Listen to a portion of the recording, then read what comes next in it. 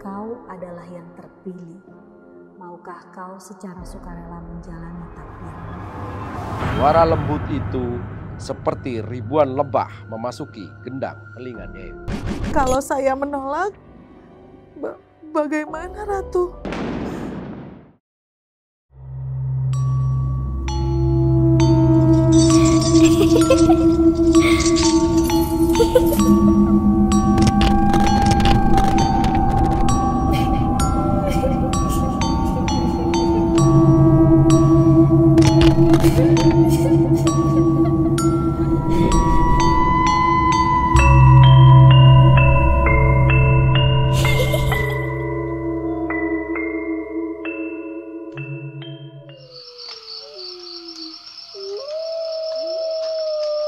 Swastamita. Saat matahari tenggelam adalah saat di mana remah-remah kegelapan menyerupai semak.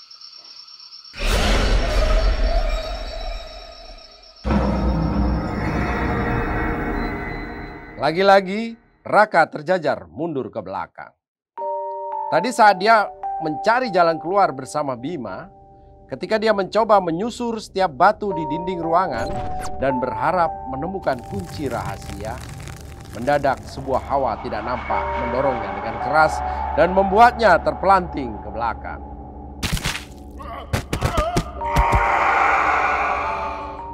Begitu Raka mencoba kembali, hawa panas dan kuat itu mendorongnya lagi.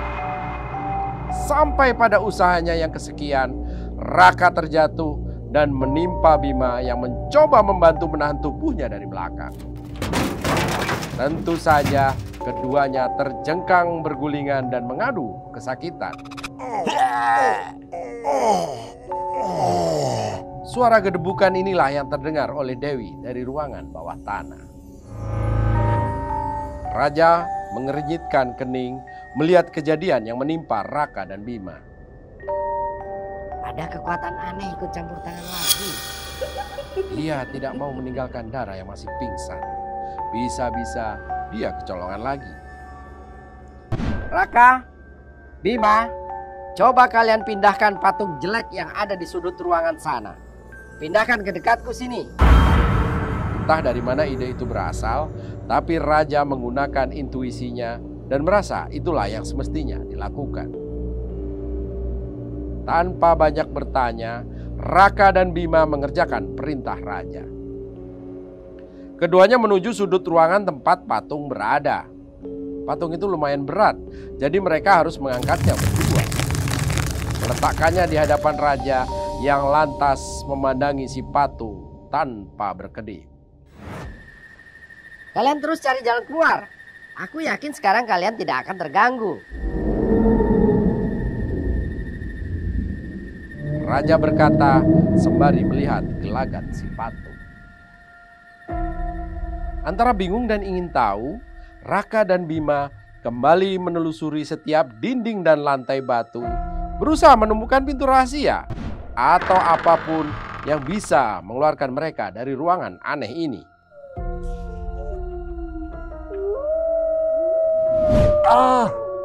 Apa ini? Raka setengah berteriak sembari berjongkok memungut sesuatu dari lantai di sudut ruangan yang lain. Dilambaikannya sebuah sapu tangan ke teman-temannya. Itu sapu tangan Dewi. Setengah meloncat, Bima mendatangi untuk memastikan. Benar, ini memang sapu tangan Dewi. Bima melonjak kegirangan sambil menunjuk emblem kecil huruf D di sudut sapu tangan.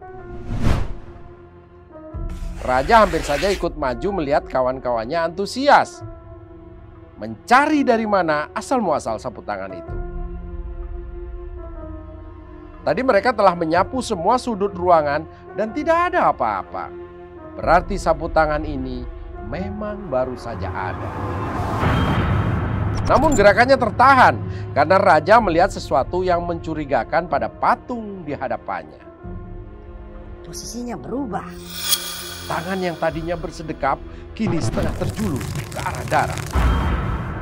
Buru-buru Raja melompat mundur dan menghalangi sela-sela antara patung itu dan Dara. Nyaris saja dia kehilangan kewaspadaan. Gila, patung ini tadi mau apa? Terus cari Raka, Bima, Dewi pasti ada di bawah ruangan ini. Aku harus tetap berjaga di sini. Raja berteriak sambil iseng mendorong patung itu menjauh.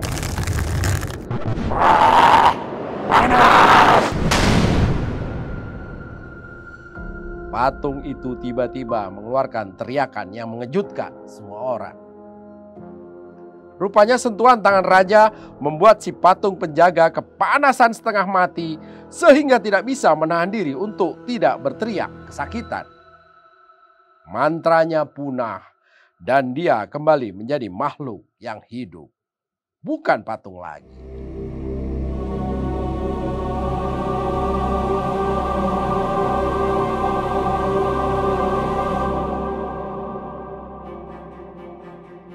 Raja terkesiap. Didorong oleh nalurinya, lelaki ini memegang kedua lengan patung yang terjulur memanjang hendak meraih tubuh darah. Panas, ampun! Terdengar desis keras saat tangan raja memegang erat kedua lengan patung. Asap mengepul dari lengan itu, seolah tangan raja berubah menjadi bara api yang menyala, membakar lengan si patung yang menjerit-jerit mohon ampun. Mengabaikan pandangan kedua temannya yang bengong, raja tidak mau melepaskan genggamannya pada si patung yang kali ini tidak hanya lengannya yang terbakar, tapi sudah menjalar ke seluruh tubuhnya. Raja baru melepaskan kedua tangannya dengan otomatis setelah tidak merasakan lagi lengan yang digenggamnya erat-erat. Patung itu hancur menjadi abu. Meskipun juga terheran-heran dengan kemampuannya yang aneh, raja tidak mau membuang waktu. Setelah merasa situasi aman bagi Dara, dia memimpin teman-temannya mencari jalan di mana keberadaan Dewi. Sapu tangan itu tadi di sini. Lihat, ada lubang di lantai ini. Raka berbisik pada teman-temannya sambil melirik raja dengan pandangan ngeri. Ketiganya bergegas berusaha membongkar lantai batu alam yang sangat keras itu. Dan tentu saja gagal. Batu itu sama sekali tidak bergeming. Raja merasakan suatu firasat mengusik hatinya. Tanpa melihat lagi ke belakang, lelaki ini melompat ke arah meja panjang di mana terbujur tubuh Dara. Benar saja, saat mereka sedang fokus pada lantai batu, sesosok bayangan perlahan mendekati Dara.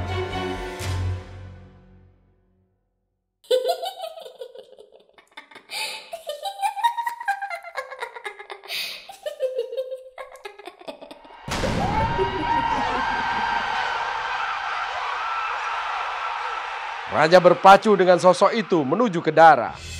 Sementara Raka dan Bima yang kaget dengan tindakan raja kembali hanya terdiam terpaku.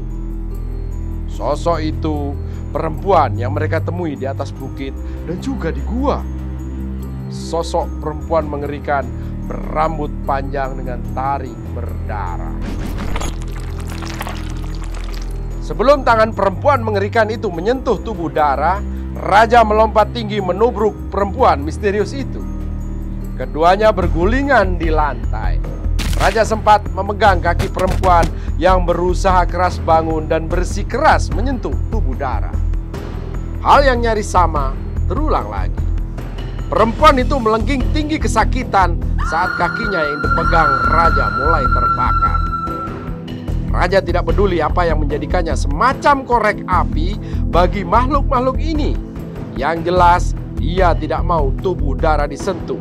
Karena dia yakin itu akan membawa kembali Dara ke dimensi yang sama dengan mereka. Dan dia serta teman-temannya akan kembali kesulitan mencari. Jeritan kesakitan itu melengking berulang-ulang menyayat hati. Tapi raja menutup rasa ibanya sekuat mungkin. Bahkan satu tangannya yang masih bebas meraih kaki yang satu lagi dari perempuan mengerikan itu. Seperti disiram bensin, tubuh perempuan itu langsung berkobar dimakan api, hangus menjadi api. Raja bangkit berdiri terhuyung-huyung. Dia lelah sekali. Hampir saja dia roboh terkapar kalau saja tidak cepat berpegangan pada meja batu tempat tubuh Dara terbujur. Meja itu terdorong memutar secara tidak sengaja.